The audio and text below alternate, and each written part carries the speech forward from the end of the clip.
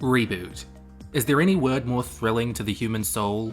The most common reason these are made is for nostalgia bucks. It's been 10, 20 years, maybe more since this IP has been used. Companies can introduce it to a new generation and reintroduce it to the old one, but you'll have to wait before it's the right time to bring it back. Say, 13 months?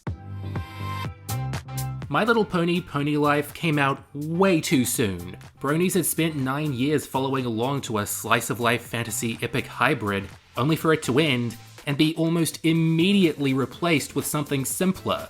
There was anger, there were tears. But like every time something changes with My Little Pony these days, the fanbase tends to tolerate it when the new thing finally releases. Maybe less so this time, because we all knew what this was. A stopgap between Generation 4 and 5. Something to tide the younger ones over with, and give the main six a few more adventures. The latter detail is a nice thought, but really, why else was Pony Life made?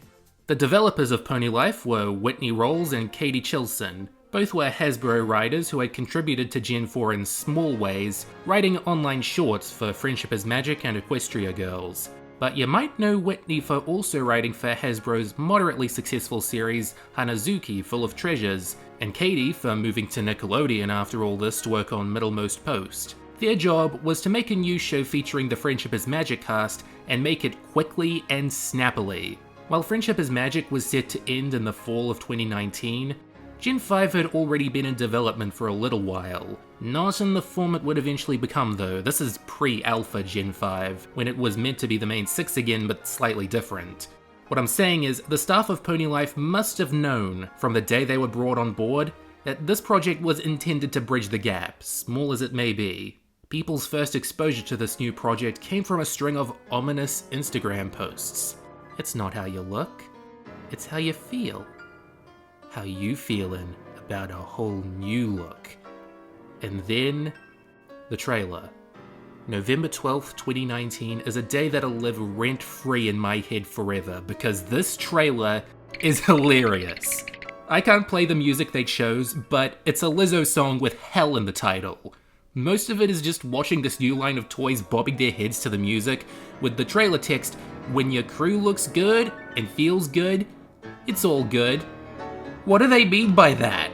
And then they show the new animation of the ponies singing along about how they're feeling good as hell.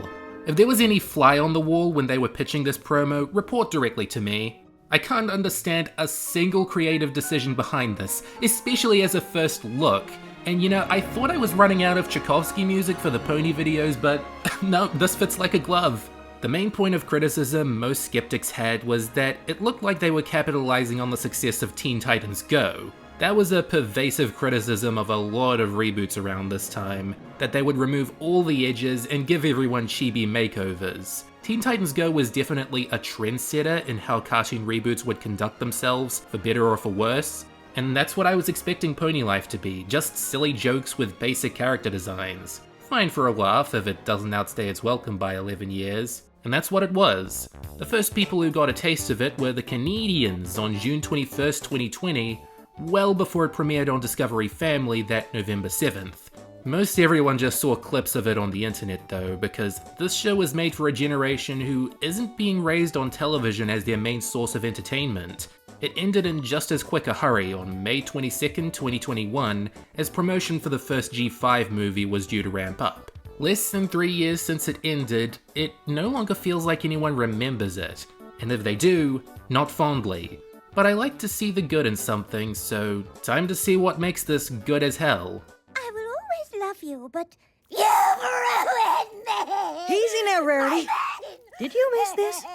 I missed this. Welcome back to Ponyville, where a cheerful group of 6 mares gets into all sorts of easily solvable conflicts. After the later years of Friendship is Magic, it's gone way back to basics. No school, no severe anxiety horse, no 30-year-old still in school horse, just 6 ponies being best friends. You can look at this as taking a step back, but I like to see it as them rebuilding the things that made Friendship is Magic so popular in the first place. That doesn't mean they can completely go back to how they were in the early seasons. Twilight Sparkle is still depicted as the smartest one in the room. But whereas her earlier incarnation would instigate a conflict by getting worked up over rules and details, this one tends to get anxious and cause issues with her solutions. Each of the ponies have this cartoony special ability that rarely ever becomes plot relevant, and Twilight's is shattering into pieces, fitting this new role. Pinkie Pie, being the loudest and silliest one, is obviously given the most focus. She gets the first story arc of the show, and plenty of the action is set in Sugar Cube Corner, and I think enough of her old personality is still there for it to feel worth your investment. Her special ability is exploding. Applejack is still the everyman farm girl, her issues tending to be the broadest, like having an identity crisis or the jitters. Just gotta wait for that motorbike to go. Oh wait, it's a plane. By making her stories the most consistently personal, I consider her the best of the bunch here. Her special ability is talking to the fourth wall. What was once a Pinkie Pie staple has now been transferred to her cousin. They're cousins, don't at me. Rainbow Dash is still the brash, hyperactive tomboy of the group. Not much brasher, but a whole lot more hyperactive. Some of the conflicts and resolutions depend on if she can stand still, it's that amped up. Her special ability is slowing down time, but she hardly gets to do that. Fluttershy is easily the most Flanderized of the main six. Compare her to how she was in the first 4 seasons of Friendship is Magic, and there's hardly any similarities. She likes animals, but is just as excitable as Pinkie Pie, and has the shortest fuse of the bunch now. She's shy in name only, which I'd love to know their reasoning behind. Her specialty is shrinking and growing at will, usually to suit her emotions. Rarity was also twisted into a parody of herself, now such a drama queen that she's a TV actress, with a special ability of materializing her classic fainting couch. But if it still means a spirited performance and her most appealing character traits aren't tossed aside, then I'm fine with it. Spike is still here as a once-in-a-while character. His special ability is being Spike. As for the other side characters they can bring back from the old series, they're very picky over who gets to come back and how. Luna? Nuh-uh. Mum? Yep, as long as she's a baking show host. Princess Cadance will have no changes, but Shining Armor will now be a circus performer. The Cutie Mark Crusaders are here for a few episodes, but don't have anything to learn, which was more important to them than anyone else in the old series. Snips and Snails are still pretty one-note side characters. Trixie can barely function without Starlight in her life now. Big Macintosh hasn't changed whatsoever. Good for him. The Flim Flam brothers are occasionally selling a product that isn't necessarily shoddy. What? Cherry Lee is now the party supplier. What? Pinkie Pie has a sibling, but it's not one of the ones we know from the Rock Farm. Instead, it's Octavio. Derpy and DJ Pone 3 still have some cute cameos. Nothing changed for them. And Discord. Oh, he's back. He's at least something of a trickster instead of an annoying leech who never learns anything. The characters whose functions have changed the least are the pets. They're still just pets. Except for Gummy, who's given a variety of facial expressions. Look how they massacred my boy. There's a few new characters dotted around, but special mention should go to the new regulars. Potion Nova, the Potion Master, is a Season 1 exclusive, and could have slotted neatly into the group if given more time for exploration. Her biggest flaw is that she's a bad dancer, but that never comes into play. I was waiting for a dance-themed episode that would have transformed her into a fully dimensional being on par with the best-written heroes in literary history, but I might be asking for a bit much. In another dimension, there reside the Wildsiders, Lightning Chill, a smooth-talking tiger, Echo, an outgoing bat, and Sugar Snap, a nervous flamingo. They help teach the main six about some things, and then they teach them about their things. Unlike Potion Nova, they're given some time to sink in, but only Sugar Snap ever felt particularly well-defined. Most of the previous characters were great on Friendship is Magic, so why not here? There's the cut-and-dry answer of, this is a different show with barely any of the previous writers returning, but my main issue is that they're here out of obligation and nostalgia, instead of chances to reinvent these characters or bring them back with new adventures. But with how quickly Pony Life goes by, it'd be surprising if they were memorable here at all. What happened to us? We used to go on adventures, fight evil. Lately it does seem like we get into less adventures and more comedic situations. Pony Life feels modern, but not updated. All the characters have smartphones and name-drop memes, but those are just superficial changes. Instead of taking strides to refreshing the My Little Pony franchise, taking what worked and closing in on that. They aren't doing that. They're just taking a bunch of random elements from Friendship is Magic and putting them through a more sparkly lens. I've made that point about the characters, but that also applies to the stories as well. They're more of the same morality tales, but because the world is less engrossing here and the main 6 are less developed characters, I can only see it as inferior. When I finish an episode, I'm usually thinking that plot would have been better on Friendship is Magic, with the stronger world and more time to make a point. Since the first 6 episodes are 10 minutes a pop, and the rest of them are 5 minutes a pop, they were really squeezed. There can still be time for everything that makes a great Friendship is Magic episode: setup, conflict, twist and turns, escalation, climax, resolution, and moral. But only if the episode is completely plot-driven without time for jokes and character moments. The writers had 2 alternating solutions to this conundrum. One was to strip out the middleman and make the whole storytelling formula more compact, which is a dirty but necessary compromise. Zound Off, an episode all about Rainbow Dash trying to free up space on her tablet for a new app, is a good example of a story that isn't large enough to have worked previously, but functions now under the compromises Pony Life has had to make. Their second solution was to employ mini story arcs, which is more true to the old series than you'd think. Season 1 was strung together by the main 6 preparing for the Grand Galloping Gala, a plot point that would reappear once in a while along with the standalone adventures. Pony Life tries something similar, splitting their episodes into little chunks, with each chunk having a mix of standalone episodes and ones pertaining to an event the characters are preparing for. This approach is pretty clever because they can flip-flop between the story arc and breezier tales on a dime, but each season has their own approach to how the story arcs can affect one another. Noise! Huh? The stories in Season 1 are structured similarly to the Gala arc from Friendship is Magic, in that they come up, are followed through on, but don't affect the rest of the show. Pinkie Pie going on Mum's baking show is given an ending, with her being invited onto the next edition, but this isn't brought up again. They immediately go to Fluttershy signing up for the Philly Scouts so she can meet her favourite actor, Fantastic. Yes, he's a dolphin. No, that's not a barrier for true love. But overall, the arcs in Season 1 are simple to get after a while. They're just going through their pony lives the way any pony would, one problem at a time. Something fishy is going on. We better do some investing. Yes?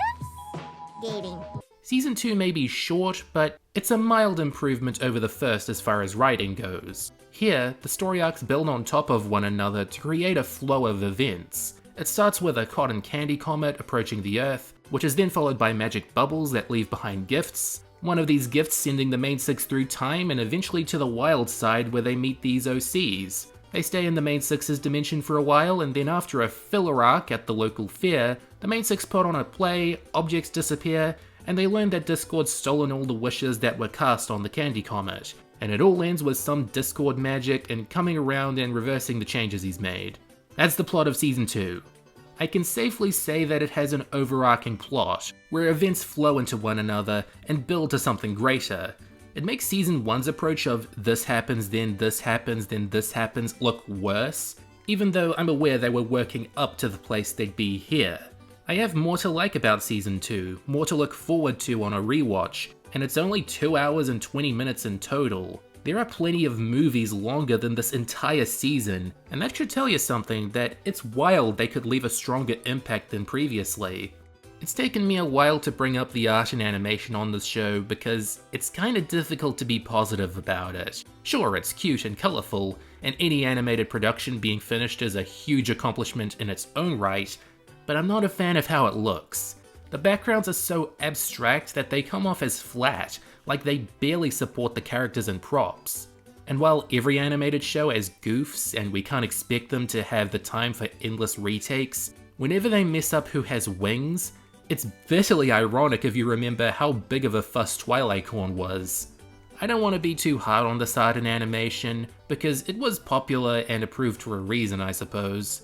If there had to be 5 episodes I'd recommend to anyone, I'd start with iCookie. Pinkie Pie's left bored on a rainy day when all her friends have to leave, so she makes cookie versions of them to play with, who come alive and also want to leave. It's silly and dumb, but also quite funny and has this moment.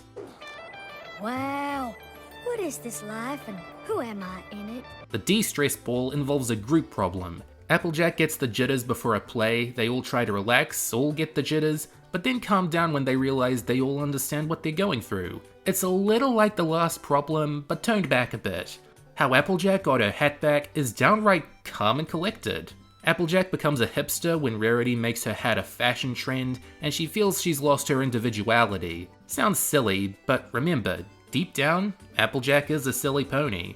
The squishy cubes are a small part of the plot, but remain intriguing after their question is resolved. The 5 Habits of Highly Effective Ponies is the one that got Fluttershy right. She's trying to get a butterfly to emerge from its cocoon, goes to her friends for help, and stays soft-spoken and well-meaning throughout the whole thing with no ironic edge. It just works.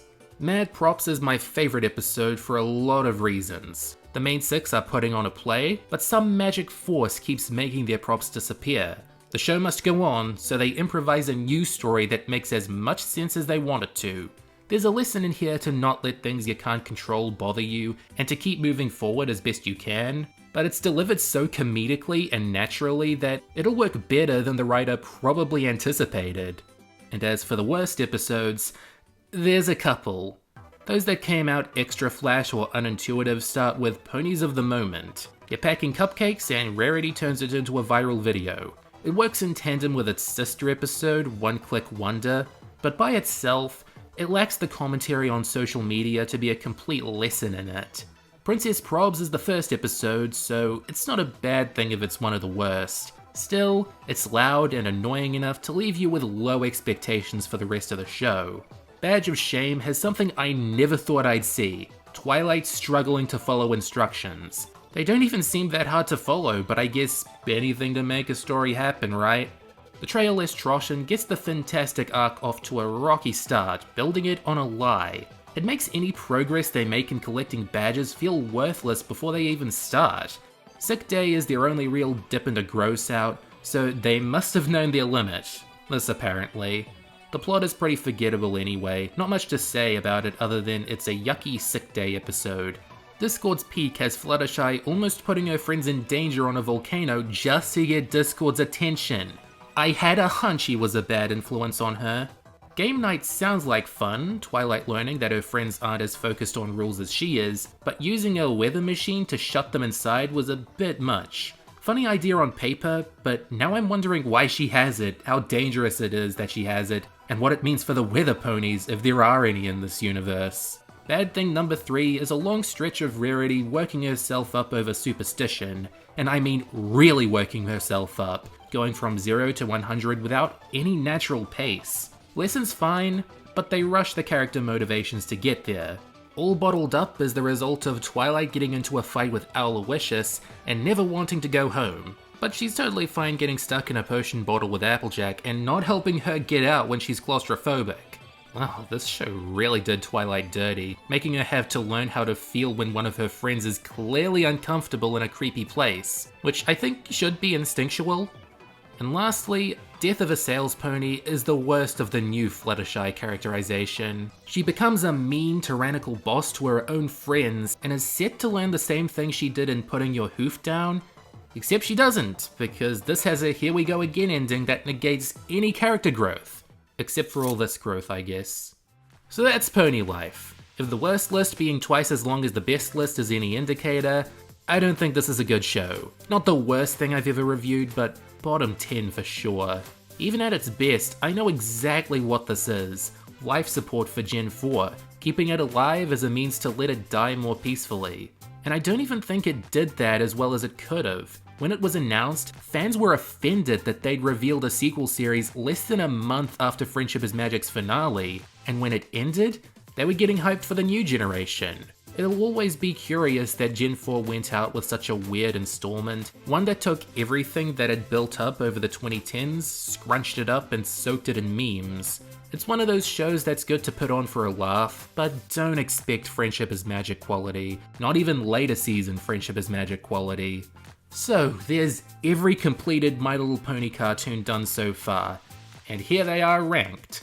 Friendship is Magic would be the undisputed peak, and Gen 3.5 is held down by newborn cuties like cinder blocks. It's been a long time coming, but I think that's it for full series reviews of this franchise until Gen 5 ends. What started as a way for me to come to terms with Friendship is Magic's gradual shift in tone and priorities is now a comprehensive retrospective on one of the strangest animated franchises in history.